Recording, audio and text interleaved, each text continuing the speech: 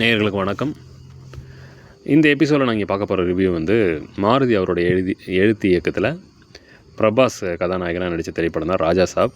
இந்த படத்தில் மாளவிகா மேனன், நிதி அகர்வால், விடிவி கணேஷ், சமுத்திரகனி, சஞ்சய் தத் மற்றும் பலர் நடிச்சிருக்காங்க. படம் ஒரு 450 கோடி ரூபாய் பட்ஜெட்டுங்க. ஆனால் அந்த படத்துடைய கதை என்னென்னு பார்த்தீங்கன்னா, ஒரு பேய் கதை.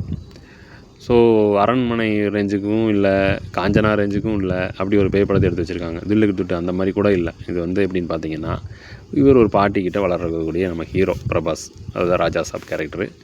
அதுக்கப்புறம் பார்த்தீங்கன்னா, அவர் தாத்தா இல்லைன்னு நினச்சிட்ருக்காங்க. ஆனால் தாத்தாவை வந்து ஒரு ஃபோட்டோவில் தென்படுறாரு.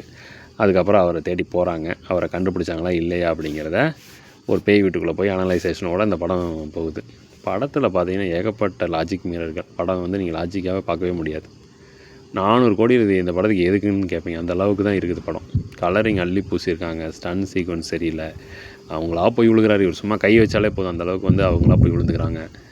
அதுக்கப்புறம் ஹீரோயின் போர்ஷன்லாம் கட் பண்ணாலே ஒன்றும் இந்த படத்தில் ஒன்றும் இது கிடையாது. சும்மா அவங்கெல்லாம் வந்து அப்பப்போ வந்து அப்படியே அவங்க சீன் அப்படி நிரப்பிட்டு போகிற பண்ணியிருக்காங்க. தாத்தா கேரக்டர்லாம் ஒழுங்காகவே எழுதலை. அவர் தான் வில்லனாமா. பட் அந்த கேரக்டர் எப்படி எழுதியிருக்காங்கன்னு ஒன்றும் தெரியல. அதாவது இந்த பேய் வீட்டுக்குள்ளே பார்த்தீங்கன்னா ஒரே புகை மூட்டம். புகையில் எப்பா நம்மளை வெளியே போனால் போதுண்டாங்கிற மாதிரி அந்த ஸ்மோக்கிங் எஃபெக்ட் போட்டு தள்ளிட்டானுங்க உள்ளே. அப்படி கரடியாக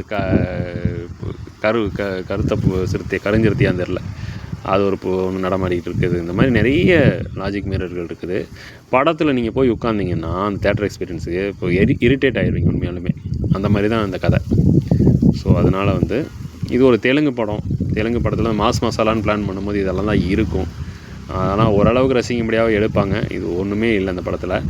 அதனால் வந்து நீங்கள் போங்க, சும்மா ஃபன் பண்ணணும், சிரிக்கணும் அப்படின்னீங்கன்னா அதுக்குமே இங்கே வேலை இல்லை. அதாவது பாலையாக ஒரு படத்துலலாம் நம்ம பார்த்தா ஏதோ ஒன்று பண்ணுவார், அதுக்காக நமக்கு சிந்திக்க மாட்டோம், சிரிப்பாவது வரும் நமக்கு. ஆனால் இந்த படத்தில் அதெல்லாம் கிடையாது.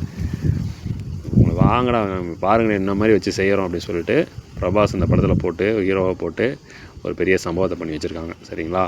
ஸோ இதையும் மீறி நீங்கள் பார்க்கணுன்னு ஆசைப்பட்டீங்கன்னா படத்துக்கு போங்க, பாருங்கள். பார்த்துட்டு உங்களுடைய கமெண்ட்ஸ் என்னங்கிறத பதிவு பண்ணுங்கள். சரிங்களா? மீண்டும் மற்றும் ஒரு திரை விமர்சன நிகழ்ச்சியில் சந்திக்கிறேன். நன்றி, வணக்கம்.